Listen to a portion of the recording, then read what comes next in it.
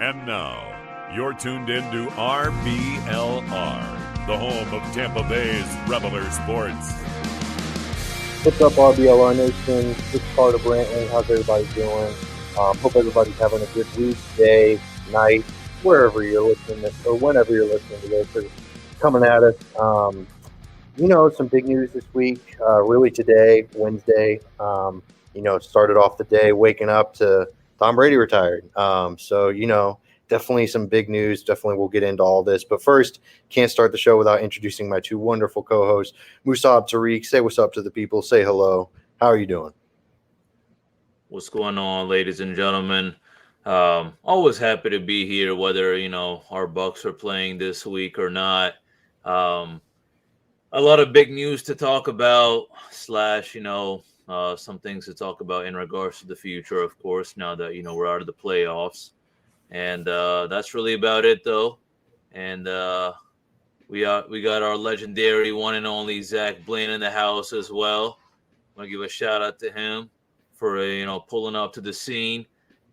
Zach, how are we doing tonight? I think that Tampa's future their decisions just got made a little bit easier for them. So it's been a crazy day to think about. Yeah. I mean, like you said, it's been a really it's been an interesting turn of events for sure. Not necessarily unexpected. I think we kind of all saw this coming. We'll just get right into it because obviously this is the news of the day, the week, the month, really the off season, if we're being completely honest, because it kind of changes everything that the Bucs are going to do this off season. Not that they were really expecting him to come back, but it's definitely a shift in gears from Super Bowl contender, quote Super Bowl contention this past season. That was how we were thinking in the beginning of the season, but now they're shifting very much into a rebuild, retool, reload, whatever you want to call it. It's a something. It's going to be very different next season, a very different looking team. It's the big news. Tom Brady's retired. He's done.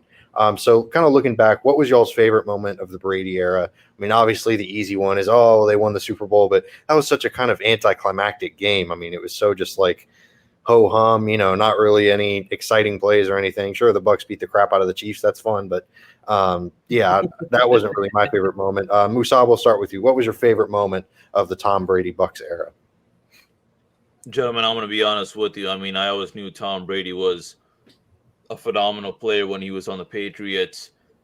I didn't have too much eyes on him to really see the greatness, but then once he joined Tampa Bay, we witnessed the greatness from winning the Super Bowl. But, the memories for me are always going to be, when he came through clutch in the fourth quarter. But also that playoff run, I want to say every single game, there was really something special about it. We were looking oddly hot. Sometimes you could call it lucky, or sometimes you can just call it just by the right team chemistry / with Tom Brady leading the boys, of course. For that reason, the first thing that comes to my mind, I'm going to be honest, I probably already brought it up before a few times, is going to be when we were playing the Packers, in the playoffs, that Super Bowl run. Right before the end of the first half, we said, you know what, screw it. Let's see what we can do over here. And boom, Brady to Scooter or Scotty Scooter Miller. All right. I don't know. For me, that was a nice little smack in the face to the Packers. And that was when I really realized, I was like, wow, we have something special. Are we looking hot throughout the whole game? No, we have our ups and downs here and there, but overall we are looking super hot. We're making this a dog fight. We're back in it, and that was huge. And honestly, those are one of the few things I vividly remember during that season and, still up till now. Absolutely. I'm with you. That was a great moment. That probably would have to be my favorite as well, just because it actually, involved Tom Brady. If we're talking specifically Brady inclusive moments, because, I loved when they beat the Saints in that same playoff run. The Devin White interception was really something else. Just kind of a huge punctuation mark, although it wasn't the end, but it certainly felt like a big, big turn since the Bucs had struggled so mightily with the Saints throughout the well, forever, but especially that regular season. Zach, how about you? What was your favorite moment of the Brady era? So I kind of have two. One of them's not really a moment; it's more of just what he did. The Super Bowl run, obviously, when he kind of recruited Gronk out of retirement. I think that played a huge role in the success that we had that season. So I feel like that's got to be mentioned as one of those moments with him, even though it's not really like a moment on the field, but it's something that he helped us with off the field, I guess you could say. And then I feel like we can't forget about the Super Bowl parade. Drunk Brady coming off the boats. Yeah, I mean, that was probably my all-time favorite moment of seeing Brady, because being raised a New England fan, my dad being born in Connecticut, you saw Brady as this serious guy, like never had any fun. He did what he had to do. That was just what, like, it was all work, no play. And to see him come and have fun and be able to play football kind of the way he wanted to, I think that was the moment for me. Absolutely. Yeah, I mean, that Super Bowl celebration is definitely going to be one to remember. Yeah. From the throwing of the Super Bowl trophy to him getting hauled off, looking all disheveled. Just a lot of really fun moments for sure from that parade. So, kind of focusing more on Brady himself rather than the Bucs. He's moving to the booth, apparently. He's moving to Fox to become an analyst. How are we feeling about that? Are y'all excited to see him in the booth? Do you think he's going to be kind of a dud? I'm pretty excited just because, like y'all said, he's so much more expressive in Tampa. Ever since he left New England, he's been more able to be himself, and he's kind of fun. He's kind of a troll, so I'm excited for it. How about y'all? Musab, are you excited for seeing Tom Brady, the analyst? I'm going to be honest with you. I am very just indifferent. I think it'll be fine. Just because, listen, being that, us gentlemen ourselves talks about, we talk about sports ourselves. It's one thing to be the goat at it and all that, and just to talk sports, but he is an interesting fella. All right. So I'm not going to say that, oh my God, I'm not going to tell my buddies or my girlfriend or whatever, my mom, my dad, that, hey, leave me alone. I'm tuning in on Tom Brady's pregame, Sure. hot take with the Buccaneers versus whatever opponent we're playing. It's more just like, hey, okay, listen, it's Sunday Night Football. They got, someone and Tom Brady together, and I'd be happy to watch it. I think he's a rather interesting individual when it comes to interviews. I don't know. Sometimes he seems a little odd to me. I'm going to be honest. So that's why I don't think he's going to be your typical kind of like, NFL analyst, the kind of people that, you see, highlighted on ESPN, on Facebook or Instagram or something. He's going to do his thing just because he is the GOAT, but I'm not excited, nor am I not really aggravated. I'm just more like, hey, okay, I mean, that's fine with me. Listen, man, you want to be an analyst, you can be an analyst. That's not going to affect me. Right. That has no effect on my football team. You want to talk football, by all means, absolutely. But I'm more of a person that likes to listen to like a few people than just one. I'm not someone who just is gonna, be some, Tom Brady guru or something and only follow him, and whatever comes out of his mouth, I'm just gonna reiterate to my buddies at the lunch table or something like that, So, anyways, I'll get off my little, sports broadcaster soapbox that I just got on. And Zach, tell us how you feel. Yeah, for sure. Yeah, I mean, I'm kind of the same way, sort of indifferent. I'm excited for it because I think it's going to be cool. If he's half the announcer that Tony Romo is, I think that he's going to fit in perfect. And I've heard rumors, at least I was texted rumors, that there's a potential Brady Gronk broadcast team. And I'm telling you, if that becomes a thing, that is the only broadcast I will listen to, because I like just the little clips that those two are in together are hysterical. So I think it has potential to get me excited. Yeah. The Brady Gronk videos are something that, as someone who enjoys trolling, I think it's kind of fun, but good Lord, they were weird. Yeah. there was this weird kind of tension between them. It was like, do y'all need to get a room or something? But anyways, that's neither here nor there. Yeah, that would be fun, like kind of a Peyton Eli-esque, like the Peyton and Eli thing on Monday Night Football. Brady and Gronk would be a super fun duo to watch, just kind of, talk some shop, just not even really focus on the game. That would certainly be a cool alternate broadcast for Fox to set up, but we'll see where they go from here. So that's enough about Brady as the broadcaster. Let's go back to Brady with the Bucs. There's, obviously the fact that Brady's gone is tough, and they're not going to be able to replace him.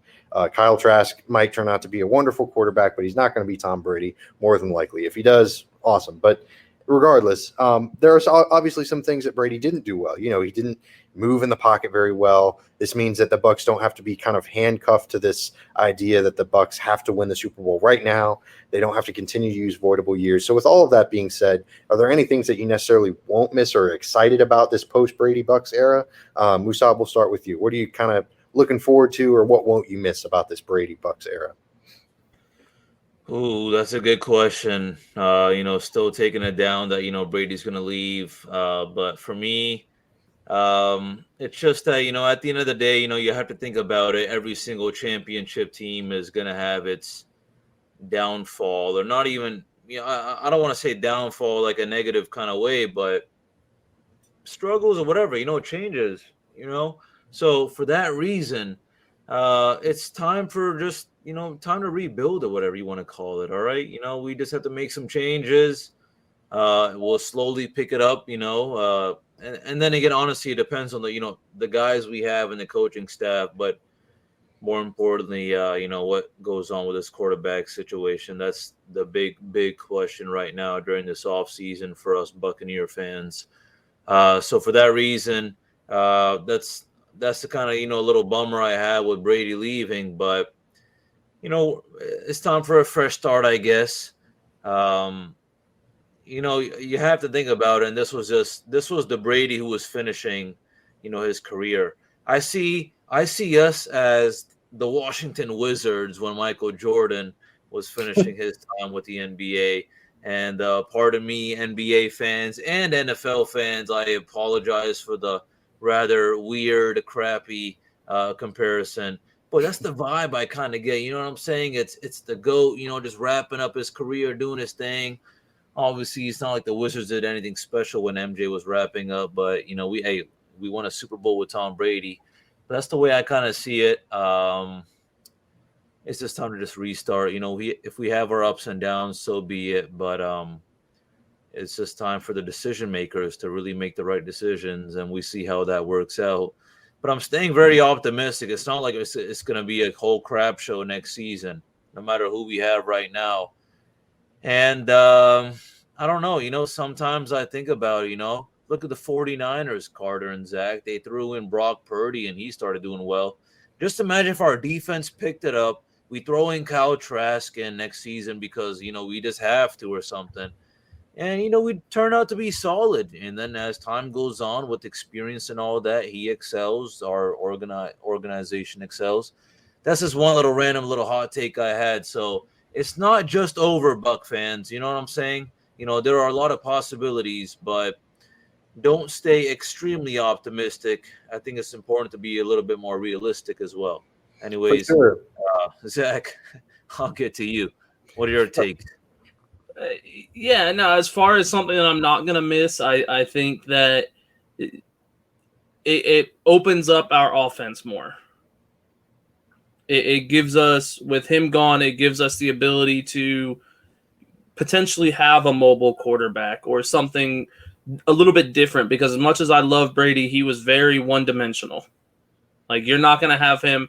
If you ask his mom, he's the fastest player in the NFL. But if you ask anyone that watches football, he's not going to get you a 20-yard run. So, I feel like it opens up more potential. It's weird, the timing of his retirement to me, because of the offensive coordinators that were interviewed. There was some news coming out. They were asking what they would do if Brady came back, or what they would do with Brady in the lineup. So I feel like it may be kind of shot some of those interviews in the foot because now they don't have to worry about Brady being there, so they could have answered it differently. Right. But I think that's just the main takeaway that that I'm excited for with him gone is just more opportunity, more expansion of our offense. For sure, yeah, and it allows them to have their own identity rather than a Tom Brady offense. They're not. Yeah. It's not going to be a Tom Brady offense. It's going to be whatever the Bucs offense is, which is probably going to be very much worse. Don't get me wrong. I'm not going to sit here and pretend like the Bucs are going to be any good next year, but it'll certainly be exciting to try to see them morph into their own existence, morph into their own kind of patterns and what have you. So I think it's really exciting to see who they are. Like Zach mentioned, like you mentioned, the offensive coordinator role. That's definitely going to be a big clue as into what is going to come with this post Brady era. And like y'all mentioned, I'm really excited for the potential. Just kind of to see what happens next. Unpredictability is way more fun than just ho hum. Like, oh well, we know it's going to happen. Brady's going to play action or drop back and then just stay in the pocket. Like, shoot, maybe they bring in a weird scrambler or improviser guy that can escape the pocket. So it's just very exciting. I'm really excited. I also won't miss the fact that ever since Brady has gotten here, the rent in Tampa has gone through the roof. I am not blaming Tom Brady. I am not saying that Tom Brady is the direct cause of rent inflation in Tampa. My God, I'm looking at apartments right now, and good gracious, it is terrible. So, a little complaint about Tampa rent, but that's kind of all about the Brady situation. We can talk more about it as the future goes on, discuss more in depth with the QB position. Certainly stay tuned for that. It's going to be a long off season. Yeah. Lots of content. So we'll get into that more as the weeks go on. But looking around the league, there was some huge news as well from within the Bucs division. Sean Payton, former Saints coach, is now with the Broncos. The Broncos gave up a first and a second round pick. The first round pick comes from the 49ers, who traded it to the Dolphins in the Trey Lance deal, who then traded it to the Broncos in the Nick Chubb or the Bradley Chubb deal. Yeah, the Bradley Nick. And then the Broncos traded it to the Saints in a deal for Sean Payton to become their head coach. So the Saints now have a first-round pick again. They had traded their first to the Philadelphia Eagles. It is substantially lower than their original own pick would have been. But, it's a first-round pick nonetheless. So what are some reactions by that? Are y'all concerned? I mean, the Bucs have their own set of problems. So really worrying about the Saints is kind of low on the priority list. But, the fact of the matter is this NFC South is wide open. No one knows what's going to happen. The Panthers could win the division next year. The Falcons could win it. There's a lot of things that are up in the air. So what's y'all's initial reactions to this? How do you think it affects the Bucs moving forward, if at all? Musab, we'll start with you. This Sean Payton trade to the Broncos for the first and the second round pick. How are we feeling about it? Do you think that the Saints are going to get that much better, or should the Bucs just kind of contend to their own house? How are we feeling about it? For me, I'm on your second take right there. Contend to our own house. Just because we're talking about right now. I mean, technically this season is not over / postseason. The Super Bowl hasn't even happened yet. These kind of moves are already happening. For me right now, we need to focus on ourselves right now. There is plenty of work to do during this off season if needed be. If for whatever reason someone in our management thinks that, the Saints have a little up on us or something or whatever. But, it's just we have a lot of work to do ourselves. Let's focus on ourselves right now. A lot of teams have to do that as well right now. It's just too early right now to think about those things. Right now there are just only organizational things to think about right now. For example, like this whole kind of Brady retiring / what goes on with our free agents. With our whole coaching situation. We have some big issues to kind of fill up right now, and that's where our head should be. And that's where I'm at right now. But I don't know, Zach, maybe you agree with me, you disagree. Yeah, I don't really have a thought on it. Like in a perfect world, it would have all just stayed the way it was. We would have been good to go. But I feel like they get the 29th overall pick, if I'm not mistaken. So that pick is, even if they get an all-star player or a Pro Bowl level player, like the Saints have so many holes to fill on their team that one pick is not going to do anything for them. So, I mean, I guess I'm leaning more towards just deal with what we have in house, like deal with our issues, and then let sleeping dogs lie. For sure. Let the I chips don't fall think, where they may. yeah, I don't Yeah. think that this trade is going to do anything in our division. I do think it helps out the Broncos tremendously, but I don't think that it does much for the Saints. Yeah, I'm with y'all. I just thought, worth mentioning because it was within the division. But I'm definitely with 100%. y'all. Yeah. I'm definitely with y'all though, because the Saints, they're like the Bucs are in cap hell, but the Saints do this every year. They have the voidable years thing. But the tough thing about it is that the Saints are an old team. They went.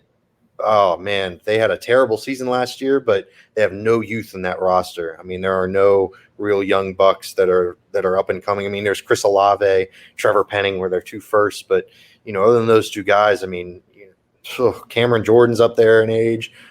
Davis, their linebackers up there in age. Kamara is looking maybe like he might be traded. Michael Thomas, same deal with Kamara. I mean, it's a tough roster. So the Bucs and the Saints could very well be the 2 cellar dwellers. They could very well be fighting for last place next year because there's just a void of talent. There's no real way for them to acquire any free agents, and they don't have any extra draft capital. And in the Saints' case, they actually have less draft capital. So yeah, it's brutal. It's brutal. The Bucs definitely have a lot of holes to fill, but luckily for them, the Saints do too. So I thought it was kind of interesting to look at. Other news around the league: Kellen Moore and the Cowboys decided to part ways for whatever reason. He was the offensive coordinator for the Dallas Cowboys, and I kind of thought the Bucs were going to maybe try to make a play for him, but not even a chance. Yeah, not a chance. The Chargers swooped in immediately, took him away, said, nope, he's ours. We want him for Justin Herbert, and rightfully so. He seems to be a very talented offensive mind. I'm not really sure what the Cowboys were thinking there, but then again, I think that all the time with the Cowboys, so, whatever. But yeah, so now this kind of leaves the Bucs back at square one. There was a second there where I thought maybe they were going to get a little interview with him, but obviously that's not the case. So how are we feeling about the offensive coordinator search? Are there any new updates or any new candidates that y'all thought of since last week? Kind of in the same place. What are we thinking about the interviews that they've done? Zach, we'll start with you. How are we feeling about the offensive coordinator search thus far? Yeah, I mean, I feel like we're in the same spot we were last week. I know that we did the interview with Todd. I'm probably going to butcher his name, but Monken. Yep. So we did that interview, and I think that that's probably the most likely situation that happens is we hire him. Mm-hmm. I mean, he did really good at Georgia. we've already experienced him, so for sure. It's kind of that's another thing that I'm just indifferent on so far. Like, I haven't seen any names that have popped out to me, right, aside from Jim Bob Cooter and Monken. Right. I mean, it's a tough position because they're getting hired onto a Todd Bowles staff that could very well be getting the axe within a year or two. Yeah. Because this roster is not built to succeed right now, and they have to coach Kyle Trask, a first-time starter. I mean, they're dealing with a roster that's void of talent and void of any real ways to acquire talent. So it's a really difficult position to sell. So it's kind of understand. I mean, how big of a factor do you think that plays in this search, Zach? Kind of buoying off of what your response was. Yeah, I feel like it's got to be a big part of it. And I wouldn't be surprised if some of these coordinators are like, I'm going to be honest with you, I don't want the job. Right, absolutely. Because you're spot on. Like, they could get this job and be gone in a year. They could do a full rebuild, fire the entire staff, and that guy just gave up a different job to be at a new job for 1 year. Absolutely. Yeah, I mean, it's a hard world to imagine where Todd Bowles gets fired and the offensive coordinator that he hired doesn't go with him. Exactly. Right. Yeah, absolutely. Musab, how about you? How are we feeling about the offensive coordinator search? Are you kind of indifferent like Zach and I? And what role do you think that the Bucs situation, if you want to call it that, plays in this offensive coordinator search? For me, it's just, whoever has the most experience. I'm not trying to think too much of it, but I do like the whole Todd Monken situation just because of his background with the Buccaneers already. And then, we're already looking at the champions, UGA right there. So I'm, to be honest, I'm a little kind of indifferent on it. I think it's obvious we need to look for the best and the most experience. I think someone like Todd Monken has an upside, of course, but I'm still very open to whoever we get. I just think that honestly, we need to just change up the ball game around on both ends with the players and the coaches staff, and we'll just see how it plays out. I don't know. There's only so much I have to say when it really comes to being nitpicky about the management of this team, as in the coaches, especially for people who I don't know too much about. So I'm going to be honest here, and that's kind of just where I'm at right now. I'm looking at more of the players. I'm looking at the front office staff, seeing who we get and what we do during this off season. I think coaching wise, I think we'll be fine, but it just comes down to, honestly, I think every single one of those players now needs to realize, whether they're a veteran or a rookie or just, they're halfway in their little football career right now. It's the fact that, it's time for a rebuilding phase. We need to give the best we can to kind of, just getting that team chemistry together. That's really what it is. And getting the right firepower. There's a lot of things to kind of really work out. And as of right now, I don't know where to start. But ideally, we have to start somewhere. And wherever we start, I think it's fine with us, We get the right coach, and then maybe we get some, okay players. That's fine. But maybe we get we get a decent offensive coordinator, but we get some good picks. That's good with me, I think this is going to be a little kind of yin-yang kind of, scene out here. Right. Yeah. And you can't coach talent. I think that's the biggest thing. For sure. Yeah. I mean, no matter what offensive coordinator they hire, if there's, a bunch of bums out there, then there's not much you can do. I don't know. Kellen Moore made Dak Prescott look decent. So, well, but Dak Prescott was throwing to CeeDee Lamb. He had Tony Pollard. He's got Zach Martin as an offensive. There's some talent there in Dallas. This is going to be a tough situation. But what's not a tough situation is the RBLR store. That really, really beautiful place. If you're looking to get some new gear, looking for something to show off, or maybe looking for a Valentine's Day present, for the Mr. or the Mrs. or anywhere in between, whoever you're looking to purchase this stuff for, it's a 10% off everything code. Promo code is Cannon, CANNONS. That's promo code Cannon, CANNONS, shop.rblrsports.com. You can find the link in the description. If you're looking to, like you said, buy something for a loved one, or buy something for yourself. Whatever you're looking to do, we got it. Raise Bucs. Ladies and gentlemen, it's only February 1st as we speak tonight. And as you know, there is a special day that goes on February 14th. Exactly. And I don't work for UPS or USPS or FedEx or Amazon or any of these delivering companies, but I'll tell you this. If you do order right now, I don't know, there's got to be a chance you'll get it on time. I don't know. There's some way you can make it. There's got to be some extra $4.99 1 day or 2 day or 3 day shipping. Right. So get your loved ones some RBLR gear. For sure. I'm with you. Yeah, this stuff is dope. Definitely got to check it out.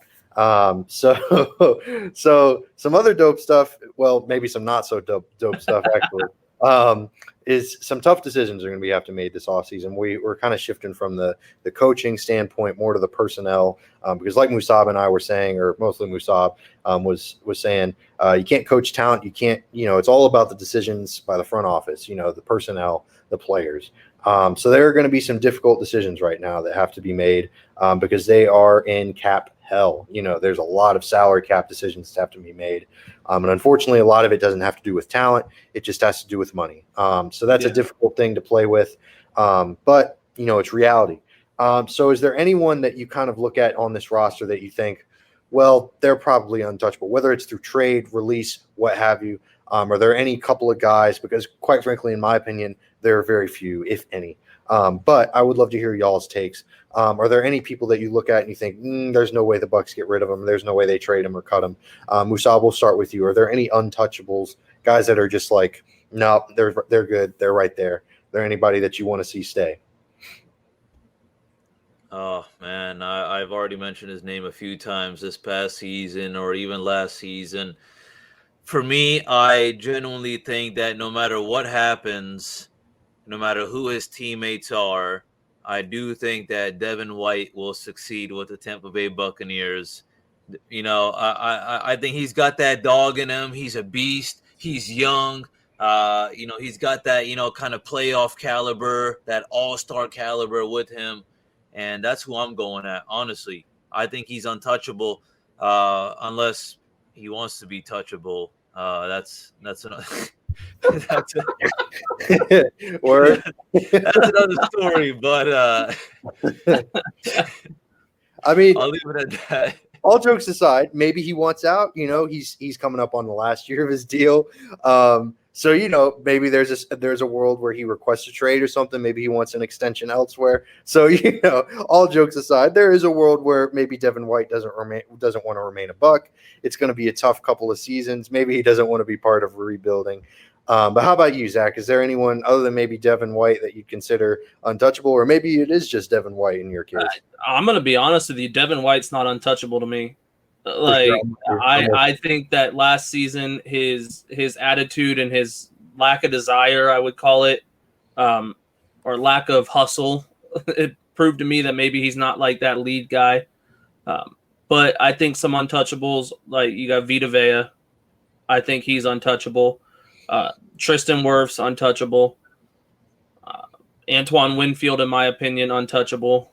So, I see not quite a few, but I see a few guys that if I were in charge of this team would be untouchable. I think they're all cornerstones to a good rebuild or cornerstones to success in the future. Gotcha. Okay, I dig that answer.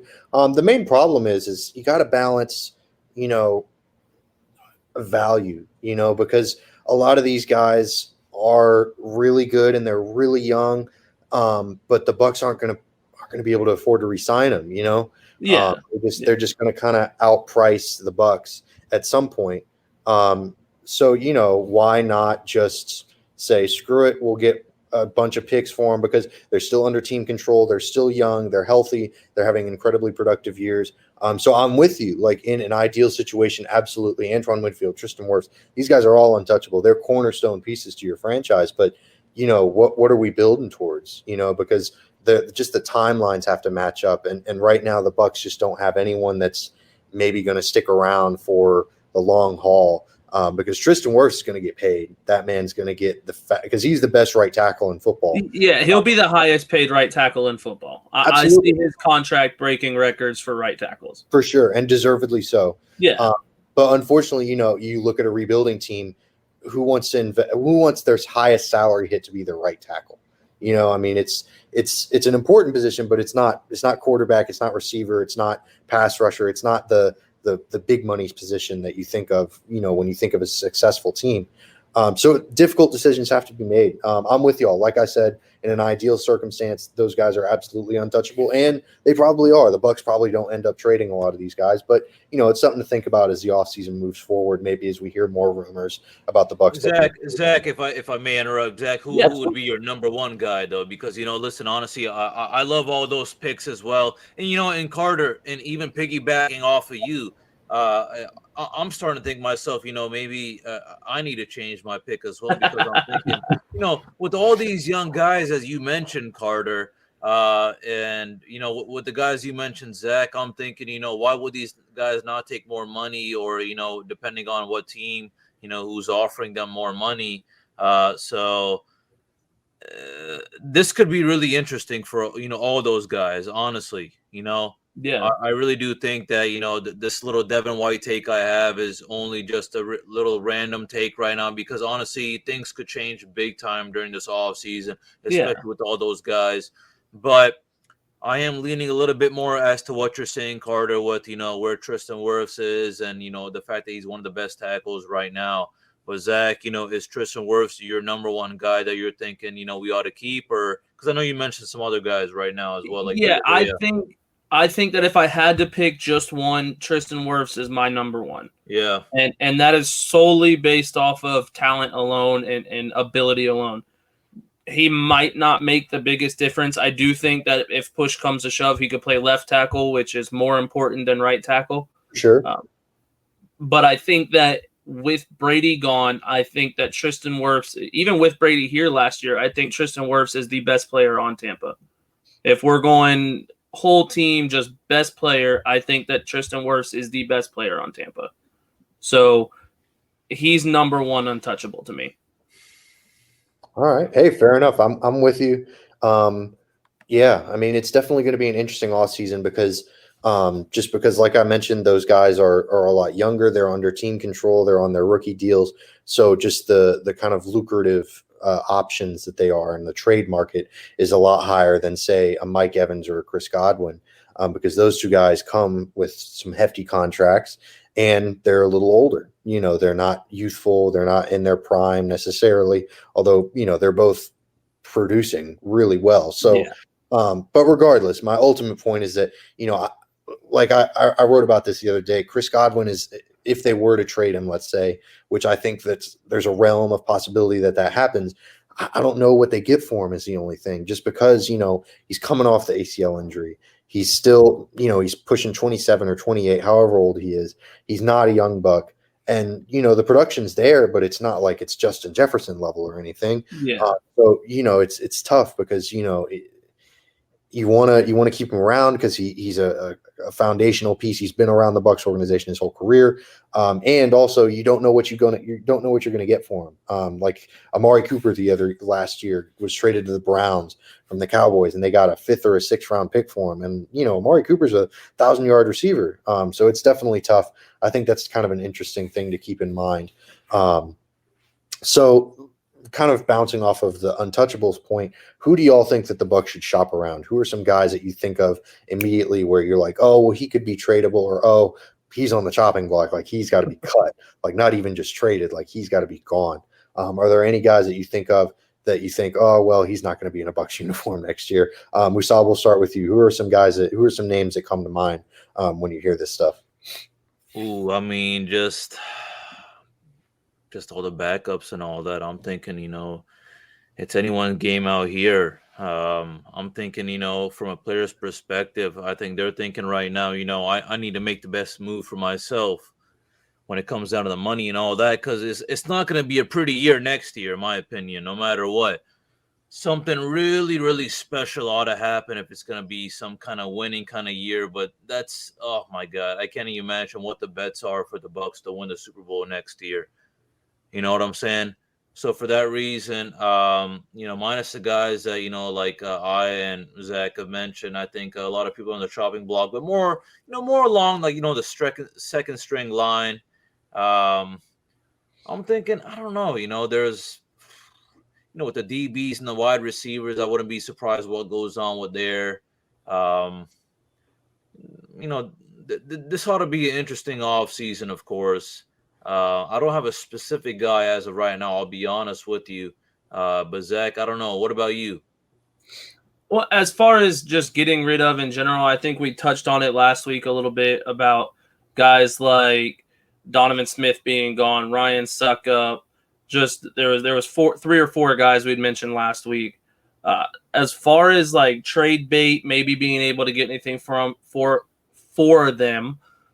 You nailed it on the head, Carter. I think Chris Godwin is going to be a trade piece this offseason. I know a lot of people are very, very high on him, and I think he's a very good receiver.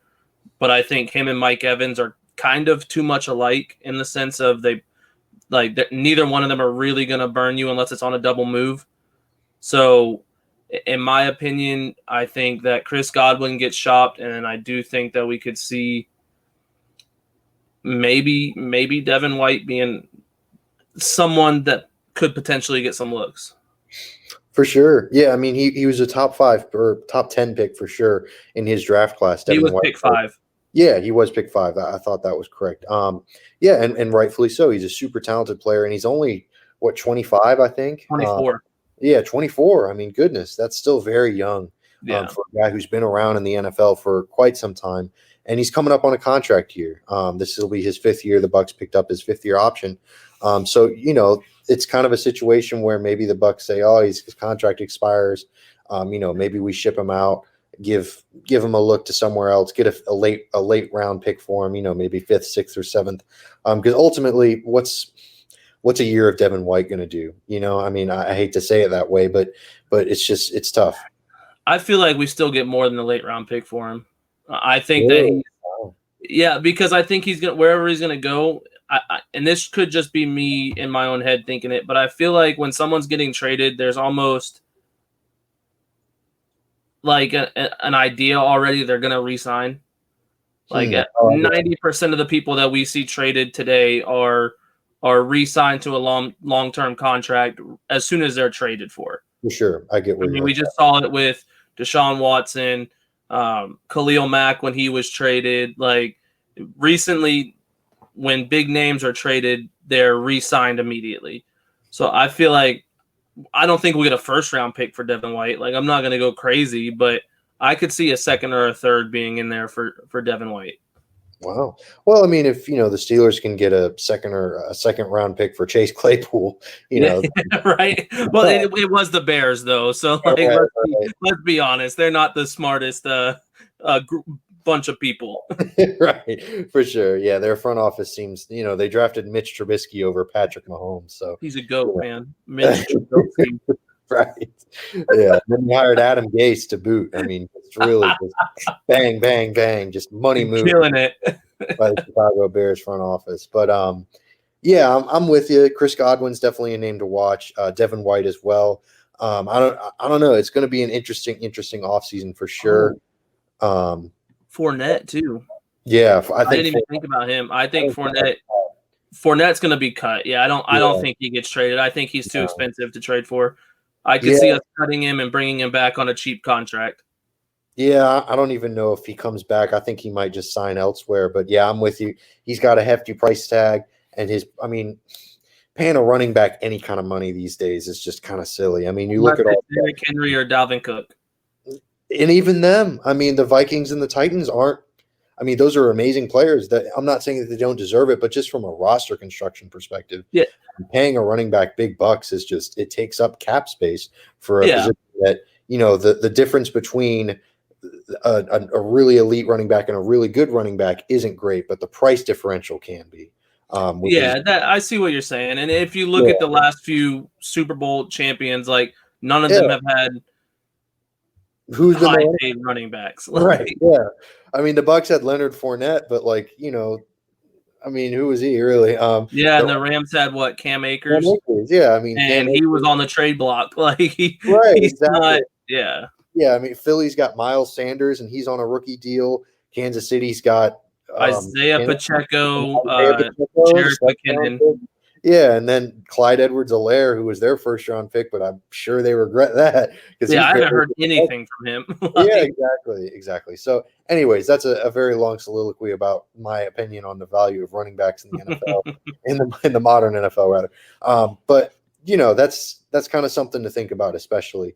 But kind of moving on to more exciting things, other than just who do we get rid of? Are there any maybe prospects, any NFL draft guys that the Bucs could draft this season? They're coming in at, forgive me for this might be wrong, but 18 is their pick, right? 18 or 19. I thought it was 19, but I could be wrong. No, you're probably right. So are there any prospects that y'all got your eyes on? Musab, we'll start with you. Are there any guys that you think, oh man, the Bucs could maybe spend their first round pick on them? Are there any guys that you're looking at?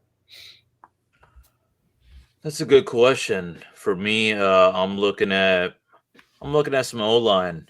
Honestly, I'm looking at some O-line right now. I'm looking for some big guys just to protect whoever is going to be our quarterback for the upcoming season. We need to find the right prospect, and I think this is something we should definitely prioritize for sure.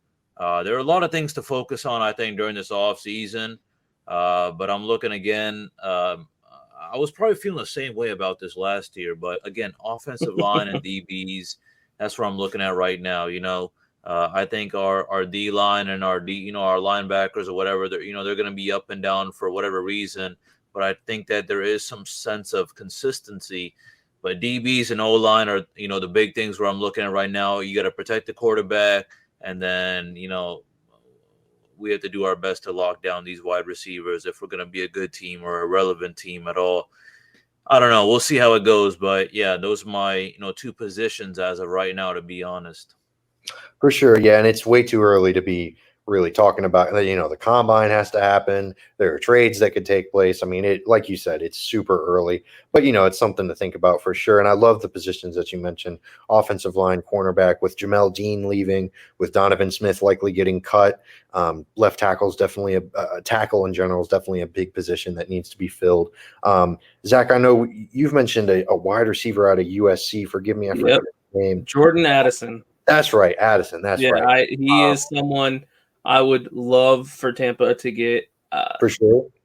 I think previously he was projected to go higher, but now I think he falls right in that sweet spot with TCU's wide receiver kind of shooting up the boards now. And there's a few other wide receivers that are shooting up the boards.